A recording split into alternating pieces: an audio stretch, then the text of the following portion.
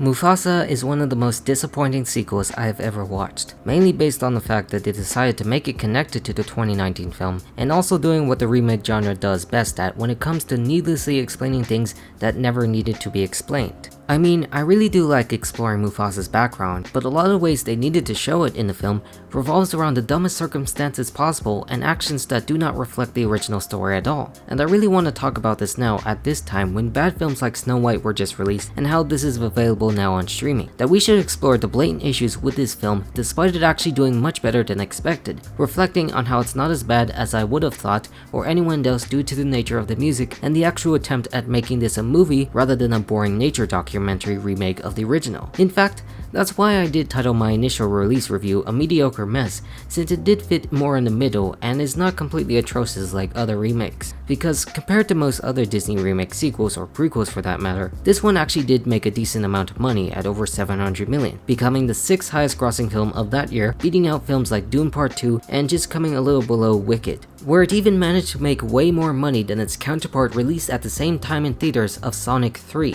that was positively reviewed but fell below as the weeks rolled on, even though this film still isn't the same $1.6 billion gross as the 2019 film. Of course that was impossible, but it still achieved a great feat nonetheless for a remake of its type. That in one way, most people actually did come around to see the film and enjoyed it for what it is, where I don't really blame them for liking it, but how I blame how we're still incentivizing this style of film that isn't even live action but close to real as they could possibly say, instead of the basis of where the Lion King franchise originated like most other Disney films. That as I stated in the start, we could have had a great 2D film back in theaters with a Mufasa style prequel for Disney animation, but the leadership continues to refuse to satisfy that for these films like this or just more sequels to their 3D films. Like, when I see a more positive reaction to a film like this and the money that it did make, I can only wonder what could have happened if they made another traditional style movie with its own idea, a complete winner of a story to its return to the roots that could have been possibly beaten other films like Inside Out 2 that year, but probably not Ne Zha 2 this year however, because China's way too powerful. That Mufasa is just such a great idea to do, but just done in the wrong form,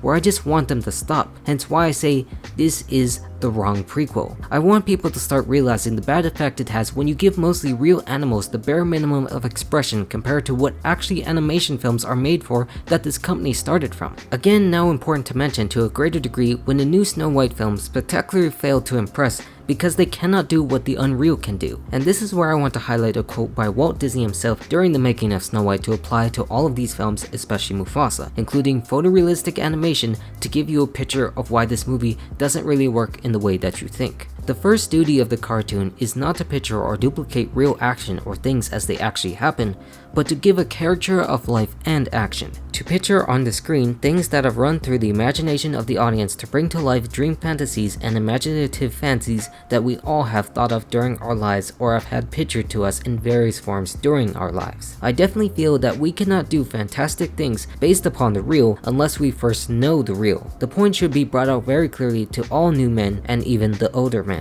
This quote greatly applies to this film itself because they made the films to picture things that only our imaginations thought of, and that the only way to bring them to life is to create it in the form that we intend rather than base it off of reality itself, as that defeats the greater purpose, and this film is just a greater example of trying to do more than what should actually exist, a false sense of reality that is only justifiable in another form rather than a live action existence. That the effort of this film is solely based upon the massive earnings of the realistic looking Lion King that butchers the entire point of it all. And as you see in this film, everything they tried to do, even with the talent of directors like Barry Jenkins, does not even add up to its story. That even if they made an effort to actually be a driven story movie, which I appreciate that with the effects, it still does not look good with those characters, and why the original film will always remain to be the best because it was intended as such, just like the Walt Disney quote I brought up. And for this review, I'm actually going to keep it much shorter than what I usually do, in order to highlight key moments that don't make it good or probably destroys your enjoyment of the original, since that's where it actually came from. Of course, we don't have to say it's related to the real original work because it is based on the 2019 film, but how the remake still uses everything from that film that makes it harder to understand these newer choices. So when we first start Mufasa, we start out a little after the events of The Lion King with a familiar cub named Kiara if you watch Simba's Pride, who is both Nala's and Simba's daughter, where the king and queen are expecting to have another baby cub, which will happen to be more than likely Kion, of course from the Lion Guard series. That kinda you see this film is one of those prequels that actually takes place after the first film, but how it's set up for another character to tell events that has preceded all of it beforehand. In this case, it happens to be Rafiki as the narrator and guide of the story, of course, because he is old enough to carry both Kiara and Simba to present to them to the Pride Lands. Also, Timon and Pumbaa are here present because Simba wanted them to take care of Kiara while they head out to an oasis to give birth, and obviously for them to just provide funny commentary. Also, here from the start, you can see how drastically different this film is shot and compared to what Jon Favreau did as a boring nature documentary. The camera angles actually spin around the characters and then zoom in on their faces. Again, even though it's better in having this direction by Barry Jenkins,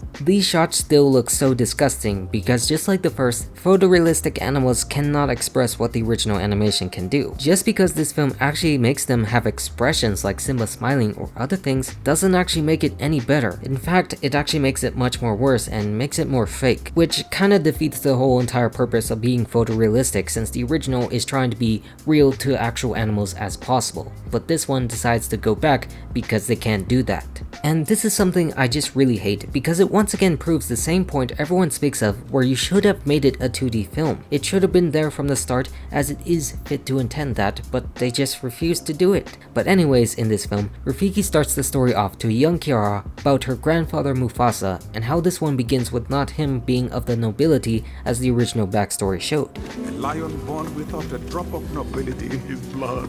Where apparently Mufasa's parents are played by Aniki Noni Rose and Keith David. And if you know, that is literally Tiana and Dr. Facilier from The Princess and the Frog. Mufasa, come see.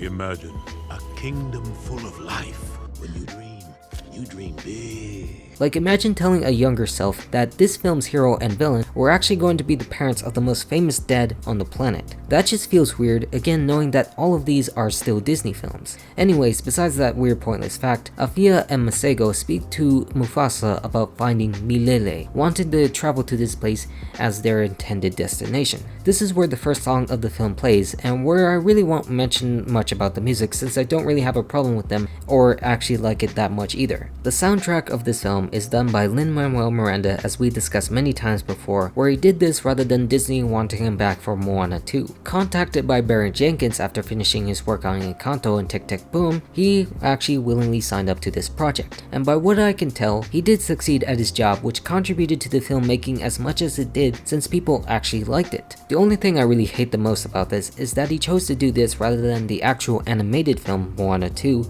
or that this film wasn't the actual animated film that we wanted since these damn shots are just so annoying and fake. Like, why should I actually zoom in on this character's face? That's not really gonna make me like it and actually point out the more impurities in this style of animation that seems so fake. But from here on out in the story, Mufasa actually gets swept away from his parents in the flood, traveling down to meet with another young cub, who happens to be Prince Taka, or as we all know today, Scar. This is the point where you actually have to start hating the movie, even before it came out, because Mufasa in this sense of the story is the stray adoptee, and Scar is the original heir as the prince. In both senses of the original, depending on the story you read when the first one came out, Mufasa was still the firstborn lion who grew up to rule because that's how it works, and that's how bloodlines pass over. But according to this story, he had separate parents and was raised by these different lions, with Taka willing to accept him as his brother just like that, just like the song plays, going through those emotions, while his dad actually didn't trust him, and could backstab him in the future since they don't like strays. Like,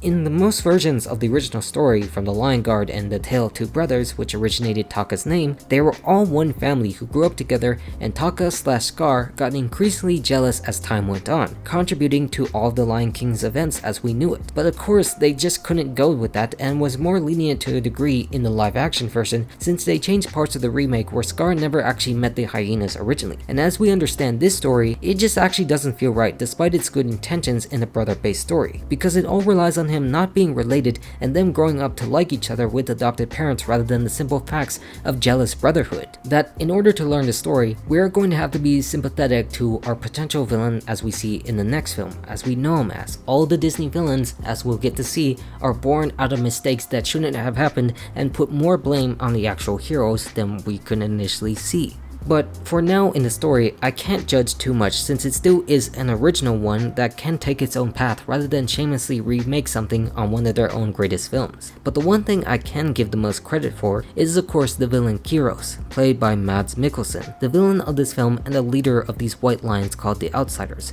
who want revenge for Mufasa killing his son when they attacked them. That he is the most true Disney villain we have actually gotten so far, and probably the most fun character of this film because of his own personality that does not care about the circle of life but himself. A sadist that is something more than you could say about Magnifico, where it just had to be the remake prequel that gave us something good instead of an actual animated villain. His song Bye Bye is actually a great villain song that shows no remorse for anyone including his own species, which he allows others to kill for failing him in that tribe.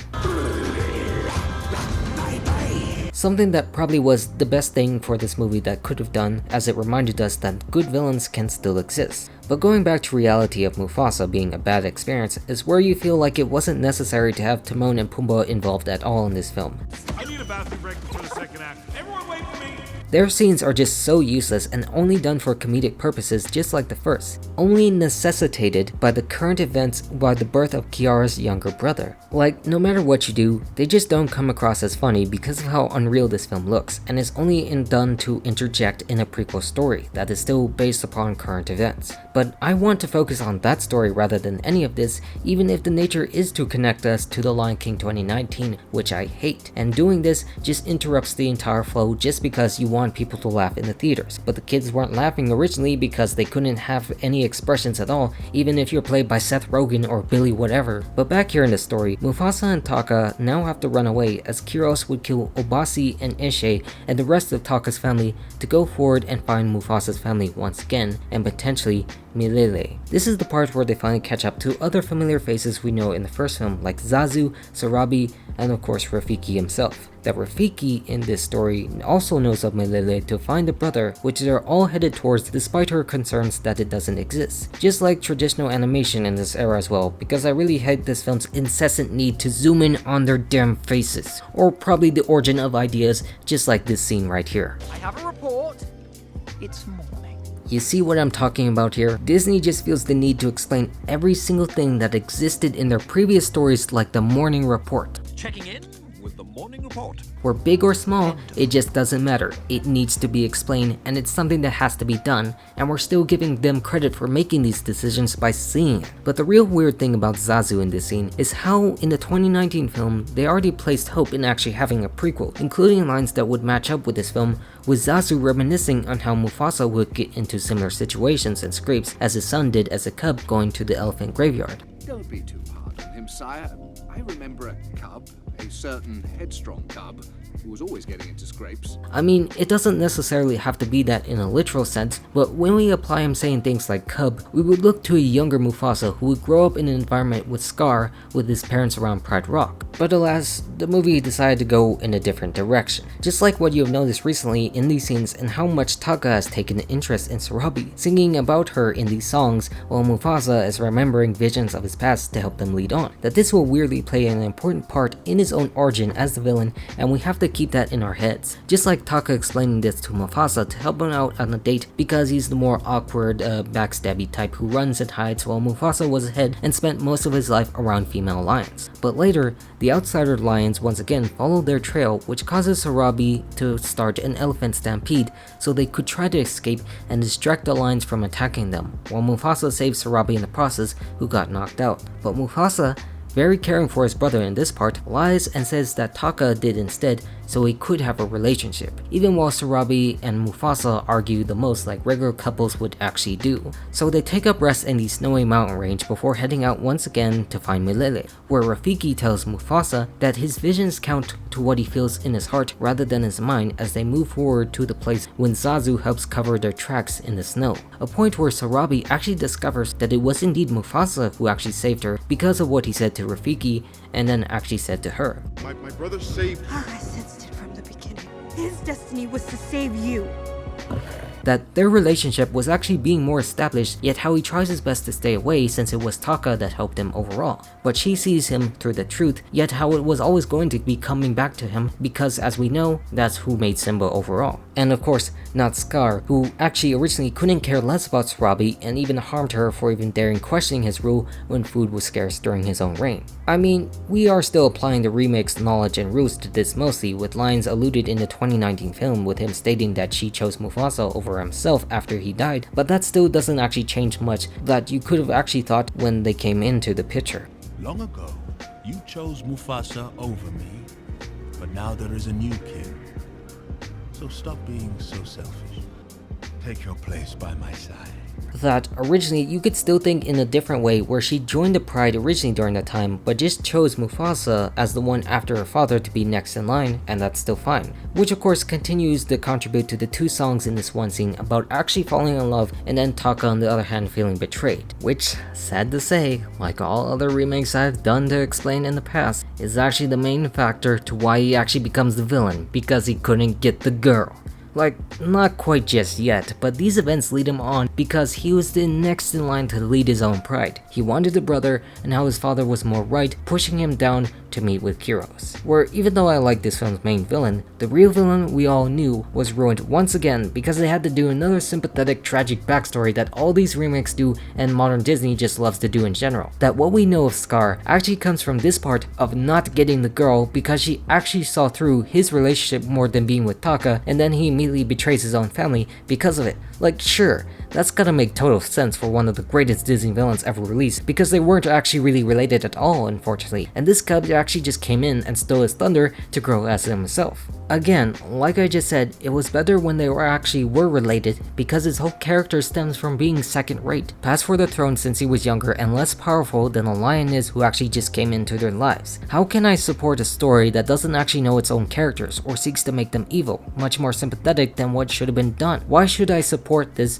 when he actually was right in line for his own throne? He couldn't be just called king because that doesn't make any sense. It doesn't make sense to me when people have praised Kyros here for being that kind of villain in the image, but how Taka just has to join him for reasons of betraying them because this new lion decided to join in and ruin his own life. That doesn't work because the real story is that his own life was ruined because his brother was born first, that they were actually brothers and not adopted brothers. That when we finally reach Malele, Mufasa has to confront Taka on his betrayal and fight with Kyros to have all these other animals rise up against them. Because like Rafiki said, his brother that he was searching for was actually Mufasa all along, because he was led here to help everyone in the circle of life in this kingdom, and everyone joins in against the outsiders. Where the animation once again looks worse in the intense action because it again needed to be more expressive, putting this film down much more because it just seems so stupid. I just don't like it because we can obviously tell, even though again its basis in photorealistic animation has to be that kind of film. Where it just gets stupider within the entire fight of Kyros and Mufasa, when Taka has to rise to the occasion once more to make a choice amongst the horrendous close-up shots of this film, where him saving Mufasa actually contributed to his scar all along. Another origin that actually doesn't match to who he is because he came out of regret for his actions for his brother that he originally loved. Again, like the rest of their origin stories, it differs, but it originally resulted from his own mistake, tricking his brother or being too greedy for his own good. Not to say that this was the result of his own traitorous actions being karma, but how it came from something that matched his own personality as Scar, rather than what followed in this film when Kyros was drowned and the outsiders were defeated, while he pulls him back up in the same image to the infamous moment when he did eventually kill Mufasa. Also during the scene, an earthquake did happen during the battle, which causes the next great sin imaginable to happen once again to explain what we did not need to know in the creation of Pride Rock. That this majestic formation that is the home of the king of the Pride Lands came from an earthquake during this fight because it's just that prequel to the Lion King and it needed to be explained like that, just similar to Han Solo's last name. Just like how Taka wants to be called Scar now because Mufasa doesn't want to call him by his real name anymore because he betrayed. You know, just to put the cherry on top of ruining our villains and showing us more real origins. Then call me Scar, so I will never forget. what I have done. These decisions only make the movie more stupider because it ruins an entire grand tradition that we learned about with both Mufasa and Simba's relationship, when he was telling the story about their ancestors of their own past. The message of the Circle of Life within the presentation of Simba and Kiara to be up there of Pride Rock that would be similar to a century-old tradition. But no, in this film, instead, they wanted to decide that we need to explain these events right here and the backstory within the same time frame, because that's what you should come to expect when you watch these types of films, that you seek to know the most unimportant facts that the film could actually carry. But going back to the ending is where Mufasa's real mother actually appears to be still alive, happy to reunite with her own son, but how his own father died between this journey because we can't have Keith David too much in this film. But who cares now about those facts, because Mufasa here now accepts his place that the people call him king over Milele, which is now known as the Pride Lands as we know him, with Kiara paying respect to her grandfather. That we are reminded of the more greater quote